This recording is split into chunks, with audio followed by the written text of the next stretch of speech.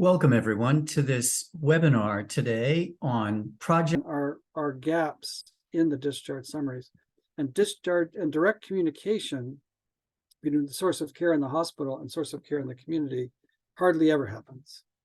Documented in this study to be less than 20%.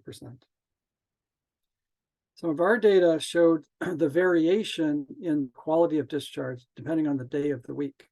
And this study shows that patients discharged on Friday, Saturday, and Sunday are more likely to be readmitted to the hospital in the next 30 days. Because like we all know that the staffing is different on the weekends. The nurse who's cared for the patient during the week is now covered by, the patient's covered by somebody else. The same for the doctors. The visiting nurse may not be able to visit until the next week. Pharmacies may be slightly different, et cetera, et cetera. So when there's variability great variability in the system, even down to the day of week of discharge, there's great opportunities for improvement in any quality system. So we kind of coined the term a few years ago that the hospital discharge is non-standardized and frequently marked with poor quality, and we call it the perfect storm of patient safety because there's poor patient education, there's lots of loose ends, poor quality information, lots of communication lapses, great variability. So it's no surprise to us that when we call people 2 days after discharge, that half the patients are doing something wrong with their medications 2 days after discharge. This has been confirmed in multiple studies now, that half the patients are doing something wrong with their medicines when they leave the hospital. And we can do better than that. So it's also no surprise that the adverse events that we see add up to be quite a few. And the top study that was done in Boston Academic Center showed that 19% of patients had a post-discharge adverse event. So 1 out of 5 patients leaving the hospital has some sort of adverse event. A third of them are preventable, and a third of them are ameliorable. So that we can identify them early, then we can fix them. And fixing problems is what it's all about in terms of reducing readmissions. It was also it was a big surprise, though, when we recognized that almost 20% of Medicare fee-for-service beneficiaries are readmitted within 30 days in the United States of America. So basically, people over 65 who are admitted to the hospital, that 1 out of 5 of them is readmitted within 30 days. And it was really shocking when that was revealed in this paper. It was also found in that paper that half the patients who come back for readmission do not have a outpatient visit prior to them coming back to the hospital that could potentially have been mitigated. So it's also, not only is it a major clinical quality issue around the quality of transitions in care, it's also an enormous cost issue. This is the most recent data from the ARC HCUPS data set, which shows that in this year, which I think was 2018, there's 27 million discharges. There were 3.7 readmissions, which is 14% overall, because this includes all diagnoses, even pediatrics and OB and other parts of the hospital. So for general medicine, it's about 20%. For heart failure, it's about 23%. But overall for hospitals, 14%. The average cost of readmission was $15,000 across all services and all diagnoses. So the total cost of readmissions, this many readmissions by this cost is $57 billion. And if we can reduce readmission by 20%, we would save $11 billion.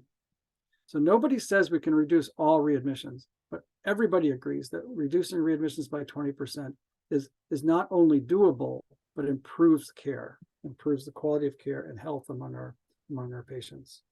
And then also, if I may, Brian, I want to let our audience also know that they don't have to scribble frantically. We'll be sending this information out as a follow-up after the program. And if there are questions or observations, you can enter those in the Q&A section in your Zoom link, or put the questions in chat and we'll get to them at the end of the session. Sorry for the interruption, Brian. Yeah, fine. That's great. Thank you. Thank you, Irving. So just to make the point that for heart failure alone, which is the most expensive common diagnosis, $23,000 per admission, that you can save over $1 billion just by reducing heart failure discharges, reducing the readmission rate for heart failure discharges by 20%. It's over $1 billion. So some years ago, I recognized in my clinical work, both in the hospital, taking care of hospitalized patients, that the same people were coming back over and over again, and that the people especially who you could predict often, who wasn't understanding what to do to take care of themselves when they go home, or said they're going to be back, but there was real no incentive or reason to do it at that point. But we could recognize it. And then in my primary care practice, when patients came to the hospital, there would be times where I didn't know they were in the hospital. It'd be in the evenings or in the weekends where I didn't have access to the inpatient information. And decisions were made that ended up in them going back to the hospital ultimately, because I didn't have connection to the care that had been done in the hospital. So we were very motivated, with the assistance of the Agency for Health Research and Quality, who funded a lot of our studies over the past 10 years, to develop, to first study what is a typical discharge, and what are the gaps, and what are the redundancies, and what needs to be done, and then to devise a new process around, what is the best practice around discharge education and planning for patients. And so over a 2-year period, we created what's called now the Re-engineered Discharge, or RED checklist. This checklist at the bottom is the Agency for Health Research website. And if you go to that website, the ARC toolkit, which is a full book, a chapter on each of these components of Project RED, is described in detail about how the interventions can be done. But now, because we think that it's additional assistance may be needed for hospitals rather than just reading the book, the Project RED Solutions is available for specific consultation around the implementation aspects and the evaluation aspects of readmission reduction interventions that you may want to do. So very briefly, and this is a whole day of lectures in themselves, but the RED checklist is: provide a written discharge plan that the patient can understand, determine the need for and obtain language assistance. Language, people getting information about what to do when they go home in a language that is not their own is 3 times the number of adverse events in that group. Involve the family caregiver in discharge planning. There's enormous data now to show that involving family caregivers in the planning and the teaching of the discharge plan reduces readmission in meta-analyses, multiple studies. Provide education about the diagnosis and the medications, with the point of motivating them to take the medicines, keep their follow-up appointments, because the diagnosis is something that is treatable and can improve with close monitoring and adjustment of the medicines after discharge. Medication reconciliation and education. There's nothing more fundamental in medicine than being sure the patients are taking the right medicines, but it's remarkable how often we don't get it right. Arrange follow-up appointments that the patient can keep, not just making an appointment, but negotiating the appointment with the patient so they can make the appointment, can keep the appointment on the day that it's scheduled for. And if not, make it a different day. Assess patient understanding, arrange for alternatives if the patient does not understand. That's using the teach-back method. So it's not a matter of just doing the teaching, it's a matter of assessing whether they actually understand it, which is beyond what we currently do, except for places that do Project RED. The VA in Palo Alto has trained 2,000 people to deliver Project RED at their VA hospital. Now it's extended to other VA hospitals, and they all use the teach-back method. Create a follow-up plan for outstanding labs and tests. So outstanding meaning they've been done, but they have not, the results have not come back yet. So we need to follow up what those tests are. Reconcile the discharge plan with national guidelines. For things like heart failure, there are very clear national guidelines, and it's notorious that the guidelines are not followed. So that everything about what RED does is to implement the guidelines. And then explain common problems and what to do if a problem arises. So what to look for and what to do, and to emphasize for those things that don't need to go to the emergency room, have an alternative to going to the emergency room. Because when sick people with heart failure or any other diagnosis who've just been in the hospital go back to the emergency room, they're highly likely to be readmitted. So having alternatives is important. And then send the discharge summary to the PCP or the source of ongoing care, whoever that is, within 2 days, so that there's a communication connection so they know what's happening and can continue the plan rather than start all over again. And then provide meaningful telephone reinforcement 2 days after discharge to reinforce the discharge plan and give reminders. But now, very rapidly in the last few years, there's been many studies showing very clearly that electronic reminder systems of texts or navigation systems of various kinds are very, very effective at decreasing readmission among this group of patients. So when we developed Project Red, so that's Project Red, and then to implement it in hospitals, we created this thing called the After Hospital Care Plan and thought a lot about health literacy to present it in a way that people of all health literacy levels could understand it. So there's colors and icons and pictures and photos and various things like that. And then the medicine, so it's really clear about, why am I taking this medicine? Because people tell us half the time they don't know why. What are the medicines? In fact, what are both names? Because we have root cause analyses showing that people, go home on the new medicine, but it isn't. It's just a new name, and they take their old medicine too and come back with enormous complications. And how much do I take, and how do I take it? So not pathophysiology, not mechanisms of action, but what people really need to know to take their medicines correctly. And that's all connected then to the appointment section. So the appointment with, for example, the primary care physician, the cardiologist, the nutritionist, the cardiac stress test coming up, that is connected to also to a 30-day calendar. So we have automatic systems that produce all these things that people really like. And family caregivers really like this. And we say, take your after hospital care plan booklet, open it up to this page, and put this page on the refrigerator. And it's really very positive feedback about that. And the family caregivers say this is something that really helps us to take care of our loved ones when they come home from the hospital in ways which we can help them. So at that point, it was very clear that there were many, many adverse events. There was enormous cost. In fact, the largest source of cost in the American healthcare system that is potentially reducible more than anything else. But it was not known, is an intervention such as RED, if delivered at the time of hospital discharge, able to reduce readmissions? Well, it's a hospital-based intervention program. So we designed this study. We randomized 367 to usual care, 373 into RED intervention, and looked at readmissions, and had a nurse with an after hospital care plan in their hand teaching a patient prior to discharge, page by page, all the information related to RED.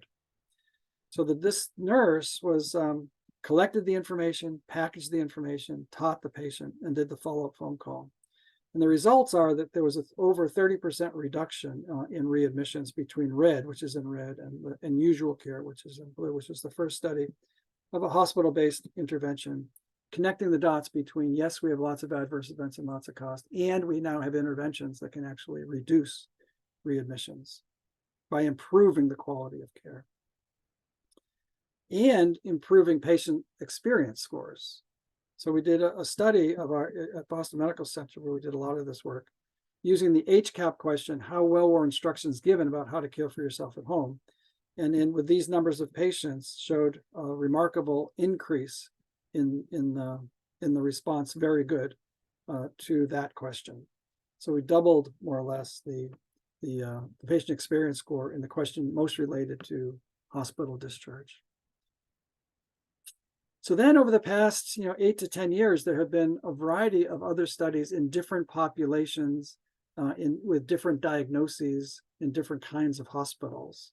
And we are very gratified to say that a recent meta-analysis and systematic review concluded that of the 60 now randomized controlled trials of hospital-based educational interventions like Project RED, and many of them were Project RED, with 16,000 patients, shows that overall, combining them all together, a 31% lower readmission rate, which is highly statistically significant.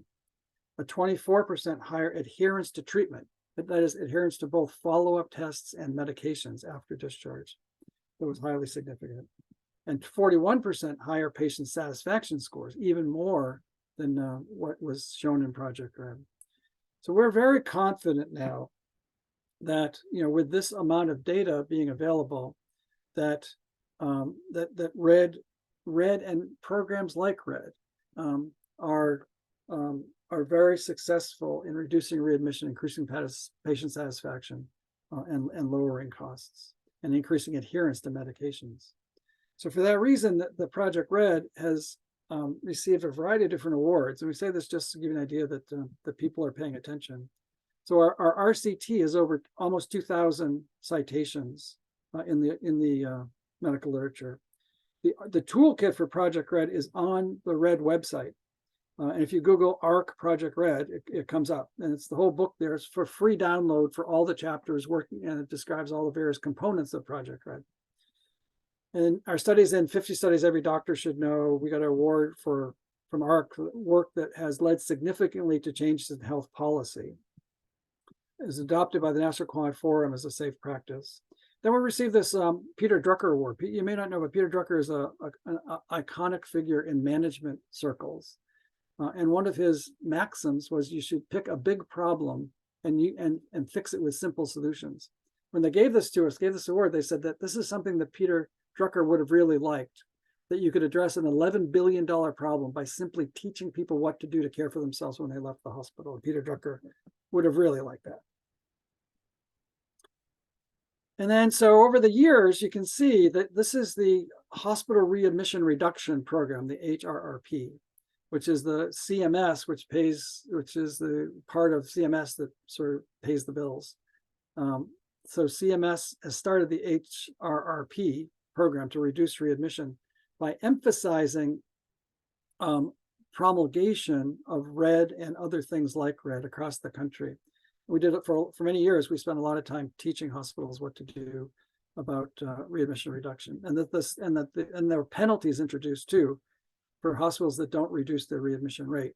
And you can see overall across the country, again, this is the most recent data, that for RED, the red one here is, so for heart failure, the reduction from 24.8 to 20%, for heart attack, 19 to 15, pneumonia, 20 to 15.8. So it's been successful. And a cost savings for over 5 years of 1.9 billion. But there's still lots and lots of room across all the other diagnoses and other things to improve, to really get to $11 billion in cost savings, which we think is achievable with a 20% reduction across the board. So there's still more to do. So through the years too, we've also done studies. We did a study in across the country of 10 hospitals of implementation science about what are the barriers and challenges and successes around implementation of Project RED, and another 5 hospitals in California, and studied them carefully about what worked and what didn't work. And we recognize then it's now not about the science. The science is clear, and that high quality transitions delivered by Project RED is the standard of care and should be delivered because the outcomes are profound. But it's all about efficiency and delivering it in hospitals. We wrote an article in the last few months that concluded this, that widespread scaling of evidence-based readmission reduction programs such as RED require workflow and staffing modifications that do not add additional responsibilities to already overburdened staff. And that's the case. It could be that hospitals, because they're going to save so much money, they could hire more staff, right? But because the accrued savings, unless you're in a value-based care system, does not always go directly to the hospital. So it's a mixed incentive environment. And we could talk more about this in the Q&A session. So hospitals are hesitant to hire more staff when the accrual goes to the insurance company or to the payer of services, to CMS. In the meantime, they're saying nurses, we want to lower our readmission rate, but it's all on the nurses to do it. And that's not going to work. So we've been thinking a lot for some time now about what can we do to assist nurses in actually delivering the Project RED intervention. So again, about 8 years ago now, we, with Tim Bickmore, my colleague, who's at Northeastern University now, developed a new system where Louise, this is Louise, and this is Elizabeth. These are called virtual patient advocates or conversational agent technology. And that these agents deliver face-to-face health education and other information in a way that emulates face-to-face communication of people with empathy through gaze, posture, gesture. We trained these agents to teach the after-hospital care plan.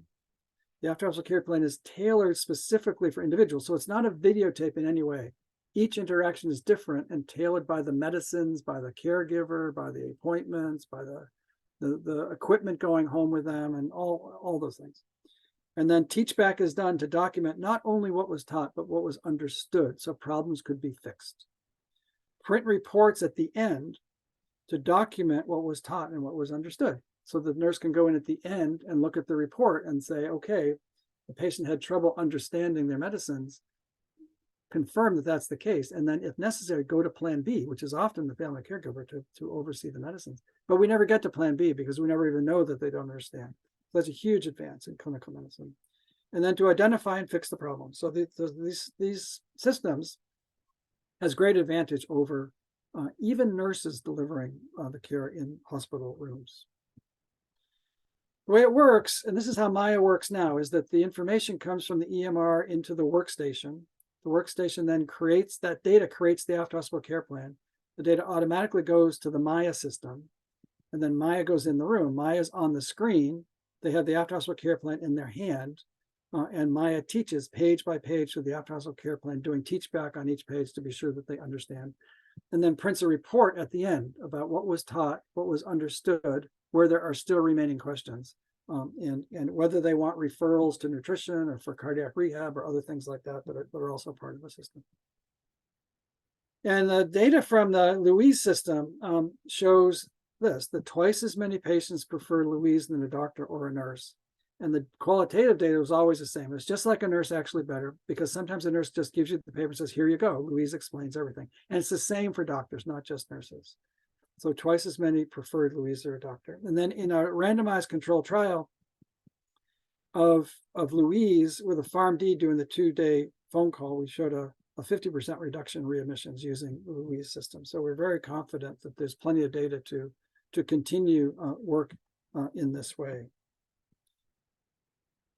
We just did an implementation over the weekend of the Maya system, which we'll talk about now. So it's really getting out in front of patients now, and that the evaluation data in similar sorts of scores is sort of off the scale in terms of people thinking how easy it is and how much they like it and how much more detail and how much more they learn from a usual interaction of people who are veteran hospital attenders that we did just recently. What I'd like to do, so this is what Maya looks like. Maya is now on the phone. Maya speaks Spanish, which is a game changer in terms of transitions in care management. And we'll show you what Maya looks like.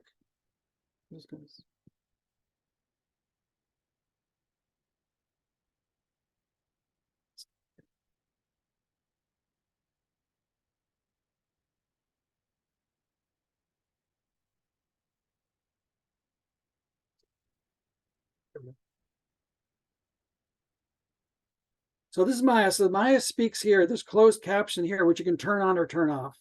And Maya shows the document, the after hospital care plan on the left, and teaches it. And we'll show you how she does that. Hi, Christian. My name is Maya. Actually, my full name is Maya MD. But since we are friends, you can just call me Maya. I'm a digital health assistant working with the doctors and nurses here at Spring Valley Demo Hospital.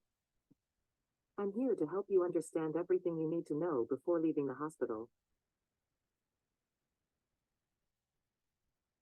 I hope it's okay with you that I'm not wearing a mask. The thing is, I'm actually a computer, which means it's unlikely for me to get COVID.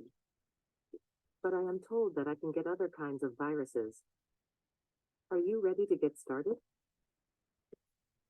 To help you keep track of everything you need to do after leaving the hospital, I've created a booklet called the After Hospital Care Plan.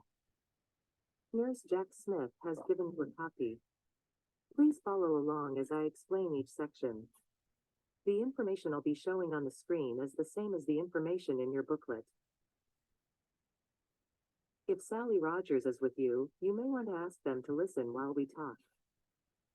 It's helpful for family members and caregivers to be involved in the discharge plan so they can help during recovery at home. So I just pause there for a second just to make the point that that every word that Maya says has been thought out carefully, and we can change them if people have better ideas. But a lot of thought's been put into the dialogue, and each of the components that Maya talks about is evidence-based. For example, the at-home caregiver being involved in the discharge planning and education, as many studies now showing the importance in reducing readmissions if the family caregivers are involved. So that's part of the system. And for that to happen with each and every discharge and scaled broadly to involve family caregivers in the discharge process is remarkable. If the family caregiver is not present, then they click and say that they're not present, and that goes into the report at the end. So then the nurse at the end could, if they wanted to make a special arrangement for the family caregiver to access the website to go over the same information if they wanted to do that. First, I'd like to talk with you about the reason you are in the hospital. Your doctor says you came to the hospital to receive treatment for congestive heart failure, CHF. This is called your diagnosis. Are you ready to learn about your congestive heart failure, CHF? So again, we've done a lot of thinking about the level of health literacy that is right. And overall, we try to shoot for 5th grade level, but for some of the things like describing heart failure diagnosis, it's a higher level of literacy. And the goal is not to make them, a pathophysiologist or anatomist and things, but really to get the points across that the doctors and nurses have done a good job of identifying what the problem is. They know what the problem is. To know that the medicines actually work for it and treatment is often successful for these conditions. It's important to take your appointment, to keep your appointments and take your medicines regularly. That's what people come away from this conversation with. And I'll play just a little bit of it so we can hear other parts of the interaction too. Heart failure, also known as congestive heart failure, occurs when the heart muscle doesn't pump blood to the body as well as it should. The blood brings oxygen to the rest of the body. You become tired and weak when there is not enough blood reaching the organs of the body. Blood often backs up, and fluid can build up in the lungs, causing shortness of... We'll skip through just so you get an idea of what she does. At the end, she talks more about the importance of the other medicines. Now she goes on to medicines. Okay, Christian, Appointment, now I'd like to talk the with you about diagnosis the first, then the medicines medicines. you need to take when you go home. How does that sound? Great. Understanding your medicines is very important for your recovery, and it's crucial that you follow the directions provided by your doctors and nurses. While we go over your medicines, please follow along in the medicine section of your after-hospital care plan. This medicine is called Corig. It is also called carvedilol. You are taking it for your heart failure. This is a new medicine. You will take it by mouth. Daily, in the morning. You will stop taking this medicine in 2 weeks. This medicine belongs to a class of medicines called beta blockers. Beta blockers are medications that block the action of certain hormones such as epinephrine, also called adrenaline, on the heart.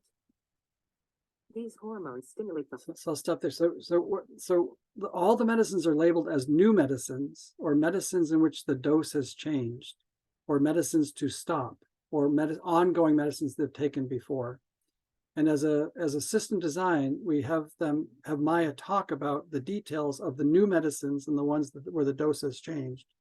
And then patients have the option of hearing about the medicines, the ongoing medicines, of which they choose a lot, surprisingly, to hear about the medicines they're already on. And then there's some information here about Coreg and how it works and that sort of thing, which again is motivating more than anything about the importance of taking the medicine. But let's skip to the next section if we can. She talks about Coreg. And then been changed as well as the medicines your doctors have prescribed that you stopped taking? Before we move on, let's fix any problems that you might notice about your medicines. Did you notice anything that needs to be fixed? So this, I think, is one of my favorite parts, because it really gives the patient an opportunity to see what the doctors and nurses have planned and to identify if there's any problems. You'll see what happens, but if there's a problem, she'll say, I'm going to put this in the report so the nurse coming in at the end of the interaction can figure out what the problem is and fix it. because to reduce readmissions, we actually have to do something different that's dramatic enough to actually change the course of coming back to the hospital. And not taking a medicine or taking it incorrectly is very often the thing that gets people back in the hospital. So to give them a chance is, I think, a real innovation.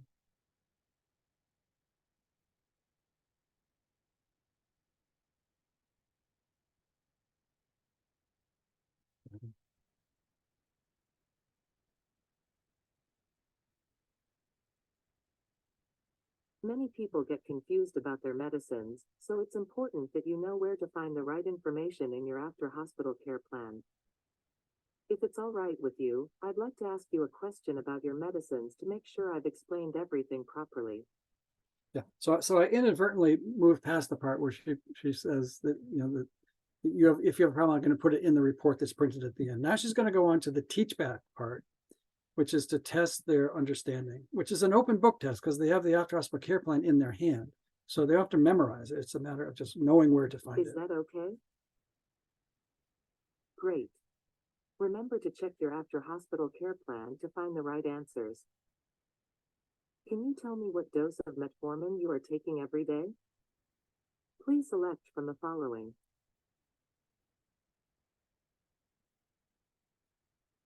I'm sorry, Christian, but that is not the right answer. The correct answer is 500. Sometimes I don't do the best job explaining things. I'll let the nurse know, and they can go over this with you again. Christian, the next thing I'd like to discuss is your upcoming appointments. These appointments will allow your doctor to monitor your condition and adjust your medicine so you can continue to recover. Can we talk about these appointments now? So it just as in the after hospital care plan from Project Red, the appointments are here. And you know where to go, the doctor's name, where to go, how to contact them, et cetera, is here. And it's color coded to a calendar that's available in the after hospital care plan. This is a calendar showing your appointments scheduled over the next 30 days. I've been told that some patients put their hard copy on the refrigerator at home. Your first appointment is for internal medicine. You will be seeing VIP Indiz Chengat. The appointment is scheduled for Wednesday, September 13th at 3 p.m. The office address and phone number are shown here. It's important that we fix any problems with your appointments ahead of time. Do you need to change any of your appointments? Since many people get confused about their appointments, I'd like to ask you a question to make sure I've explained clearly. Is that okay? Great. Remember to check your after-hospital care plan to find the right answers. So maybe Could you please tell me the date of your next appointment? I think we can maybe stop here. Maya then goes into I'm sorry, Christian. yeah, Maya then goes into information about you know, teach back around appointments. Does anything need to be fixed about appointments? And then what to do if what signs and symptoms to look for their specific diagnosis, and what to do if a problem arises, giving them alternatives to the emergency room that are safe. And then about the diet, and all the information is entered in drop-down menus, so there could be you know, various diets. So for that patient, you could just click on the one that is appropriate. Same thing with exercise. It could be home physical therapy, or it could be cardiac rehab program, or various things like that. And click on it, and Maya talks about the right thing. Then any upcoming tests, the MRI is going to be scheduled next week, and about where that is and why it's important, and various things like that. And then medical equipment around scales to do daily weight, and then and also offers, very importantly, offers a connection to the Maya navigation system. So when they go home from the hospital, there are in the Maya app is information about all this information that they've been given is in the Maya app, and they can look at it again. And then it can be updated on a regular basis. And then they get notifications about their medicines, when to take the medicines, and when to keep those appointments, to help navigate them through those first 30 days, and to give them encouragement and reminders and that sort of thing. And then for those patients who are eligible in remote patient monitoring, which is growing around the country really quickly, which is, home monitoring of blood pressure and pulse oximetry, et cetera. Then the Maya has a RPM program where people can automatically enroll in the RPM program, and all that information goes back to the primary care doctor, or the source of whoever is going to be taking care of the patient goes to their office. So it's both the hospital inpatient piece and the hospital post-discharge piece that are so critical in readmission reduction. So just to wrap up, and then we'll have time for questions. So the re-engineered discharge program has been shown to improve patient satisfaction, achieve patient-centered outcomes, increase adherence to follow-up appointments and meds, reduce hospitalization by more than 20%, lower healthcare costs. So now combining Maya and RED, we can deliver evidence-based interventions to improve care and scale it, knowing that the activities of the best practice are being actually delivered. We can save nurses and doctors time, and we calculate at least 20 minutes per discharge of saved nurses' time. Even if it's just the education component, that Maya does the education in a high quality way and prints the report, saving nurses time from doing that, and then connects the patient to post-discharge patient navigation and remote patient monitoring, and an ongoing care plan, so that it goes from the after hospital care plan to the chronic care plan for those patients who are eligible for it. And I've not seen any platforms like this that do anything like that. So that's that. And so we can stop there for a second, and we can turn it to Irving and see if there are any questions or things that we should continue to talk about. Thank you, Brian. Good job as always. And indeed, we have lots of questions. They're coming in. I'll try to get to them in order. And for any questions that we don't get to, we will indeed follow up with the group and with the individual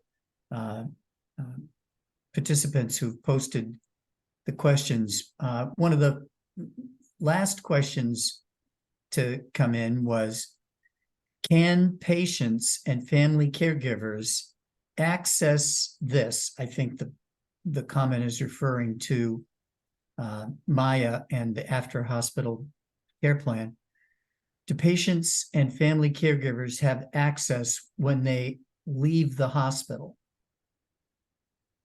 Yeah, the answer is yes, and that what Maya does at the end of the interaction in the hospital and says, would you be interested in downloading the Maya app onto your phone? They have to have a phone.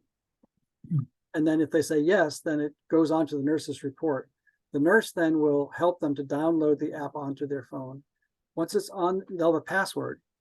Once they can, open the app, put in their password, then they'll have access to all the information that they saw in the hospital, and they can review it again with Maya. So yes, all that information is continuously available, and it could be done also by the caregiver, the family caregiver as well.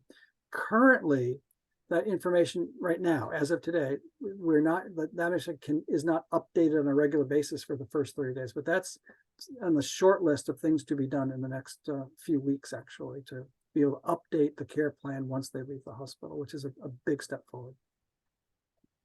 Great. Another question, how do you address inequities in the aftercare access of the system? That is internet access, phones, and tech-challenged patients.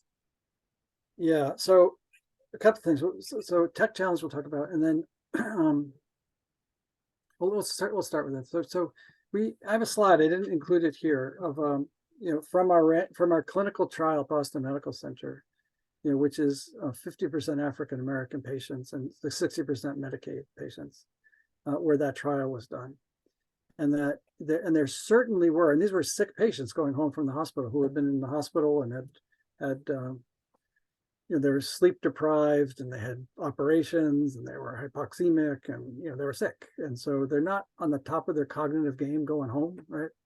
So that in some ways these sort of tools are better because it's really it's in some ways much more clearer than just giving them the big manila envelope full of consent forms and papers, and maybe the discharge information is there, but it's not organized in a way that anybody can understand it.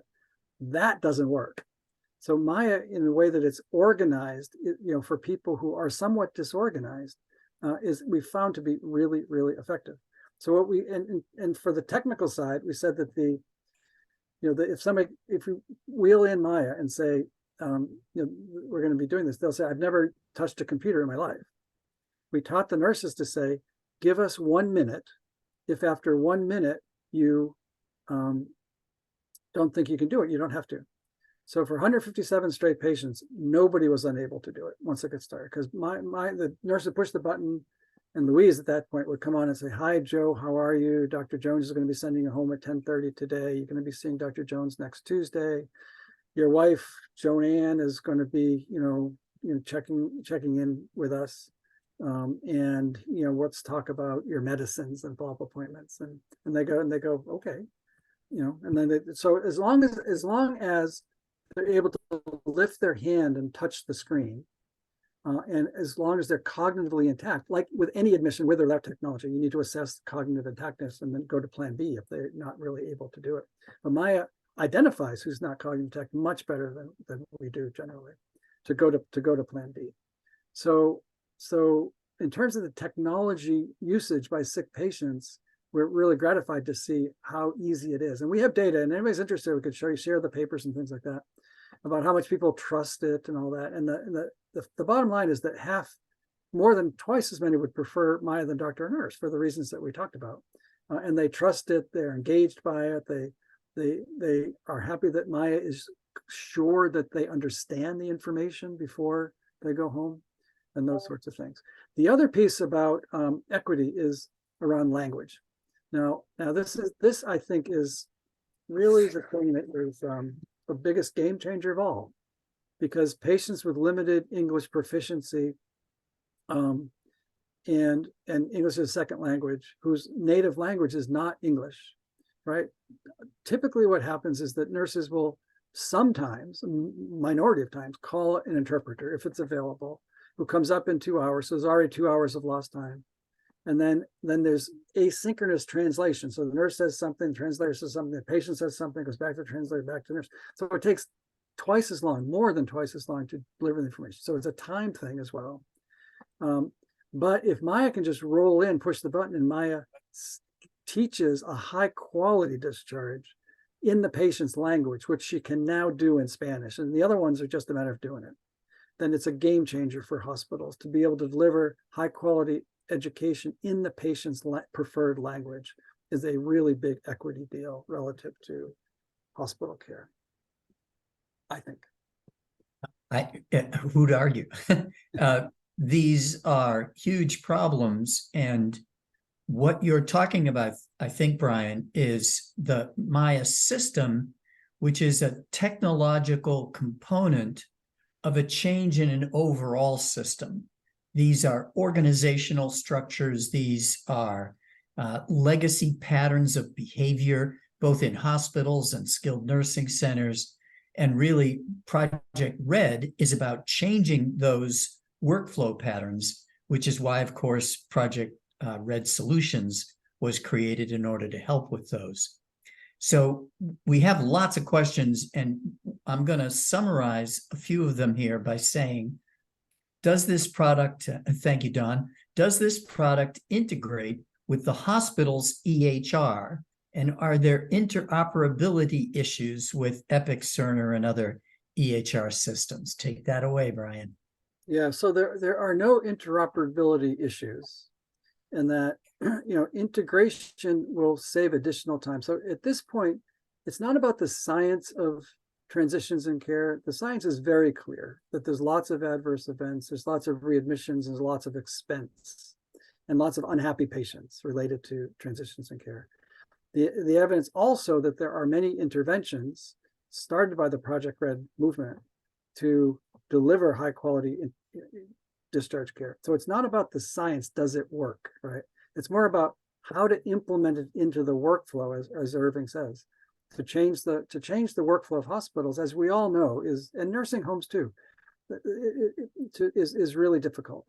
So So working through those workflow processes is really the key. Now, with RED by itself, it takes a little more time because you have to pull together all the information, enter it in, and then go teach all that information. If what Maya does is two things. One is it takes the teaching off the table for the nurse, saving, we think, 20 minutes per discharge. So it could be a net neutral, maybe even less. We think it will save time. And what Maya does also is then connect to post-discharge navigation and RPM. So there's many advantages to that. So the more that we can integrate into EMRs, the better. However, the care plan still needs to be produced, because all of our hospitals, you need to say, everybody going home, it doesn't happen all the time, but it should, that everybody knows what their, has some discharge education, has follow-up appointments, knows what medicines to take, and knows what, follow-up tests are being done, those sorts of things. So that information, even without Project Red or anything else, should be organized in some sort of way. And many hospitals have that, not all of them for sure, but many of them do. So if you have a system like that, then you just use that, and that easily could be integrated into Maya. It's just a matter of pulling the data elements into that. But the more that we can pull in the data, but a lot of the data is not in the system. So, things like the caregiver is often not in the EMR, but it just takes the way that the back, and some of the time we could talk about how the data is entered, but it's really simple and takes about 6 or 7 minutes by me now. And drop down about, the family caregiver, and do they really want to go to the cardiac rehab program, and do they want a nutritionist for the for their dietary program and things like that. So it's not a technical problem. In fact, it's a trivial engineering issue to pull that data from the EMRs, but it has to be done. The EMRs that we've started with are an EMR from this first hospital system that we're working with, and then also with the VA system, which which is the same EMR across the country. So that's where Maya has started. But the time to do integration is really hours or days. It's just a matter of getting the EMR companies to play ball, as you all know. So we have another question, which is really, I couldn't have phrased it better myself. Thank you, Anil. How can the RED project be executed cost effectively? Well, I think that if you are, let me give you the example of the VA, because the VA is a single payer system in the sense that the Department of Defense pays for the VA. There's no bills, there's no other insurance company and that sort of thing.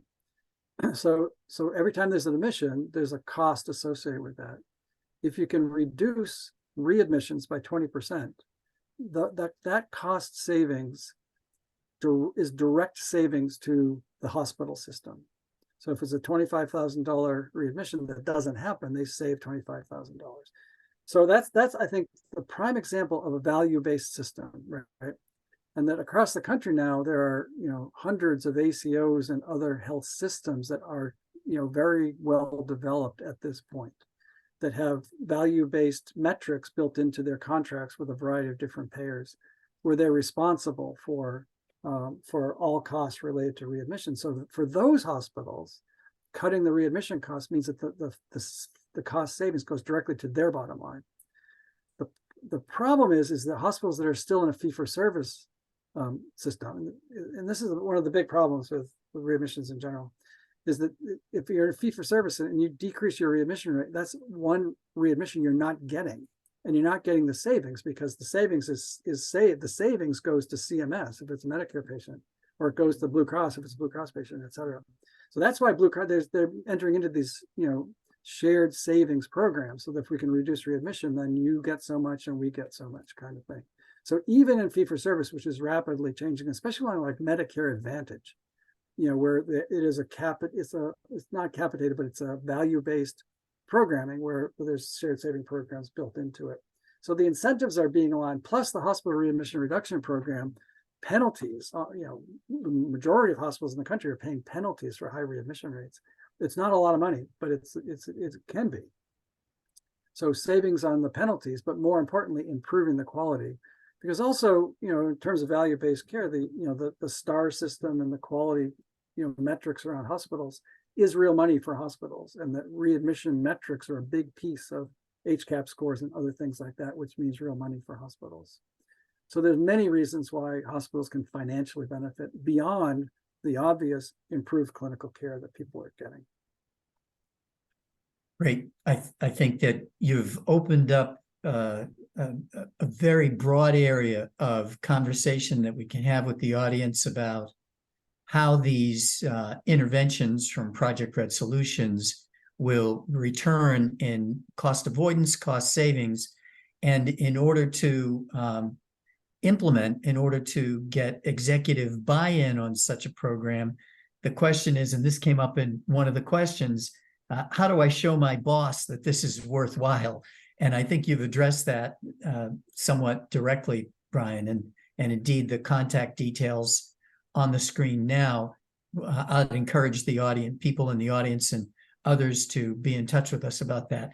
There was a second half to that question that Dr. Bankar asked about how the project can be executed cost effectively. And the second part of the question is when or if AI is integrated into it. So can you briefly talk, and we're running out of time, but can you briefly talk about how AI is baked into what we're doing here with Project Red? Yeah, I mean, AI is a broad set of services, and that Maya could be considered AI, but certainly AI in the sense of is there information, digital information somewhere in the cloud that can be accessed to answer questions specifically, and that the Maya company has an AI system under development. I don't think there are very few. There are, of course, lots of activity in the AI world about answering questions, clinical questions. To type in a clinical question, and then the AI system can respond to that are getting very, very good. And that we envision that at some point there'll be those sorts of things that will be embedded in Maya, so that patients could. The other thing we haven't mentioned so far is that Maya is also voice activated, so the patients can talk to Maya directly too, so that they could actually ask a question. They could type a question now, but they could actually ask a question with the voice activation, and then get a response to that. But that's not ready for prime time in Maya, nor many other places yet, in terms of to rely on clinical decisions, and the reliability of the responses are not quite there, but they're going to be there very, very soon. And when they're ready, that Maya is a application that could utilize that sort of a service too. So thank you, Brian. Thank you to our audience. It's been very, very informative. There were lots of questions that we didn't get to, so we'll be doing quite a bit of follow-up. I also want to refer our audience to the information on the screen, and I hope you'll be in touch. This is the first of 3 webinars. Our next webinar will feature some of the operational and implementation challenges that Brian could only allude to here, but we'll be listening to David Renfro, a very experienced Project Red champion who's implemented this program in a complex healthcare system on the West Coast in the United States. So bring your practical implementation questions to that webinar on Wednesday, October 18th. And then the final webinar in this particular series will be on Wednesday, November 8th. And we've got Dr. Sabicki, who will be with us for that webinar, talking about the preventing medication errors in cardiovascular transitions of care. Brian talked about the obvious and important impacts of re-engineered discharges with heart disease and heart patients, and Dr. Sabicki will be talking with us about that and about how to implement Project Red principles in that environment. So once again, thank you, Dr. Jack. Thank you to our audience, and we'll look forward to seeing you at our next webinar.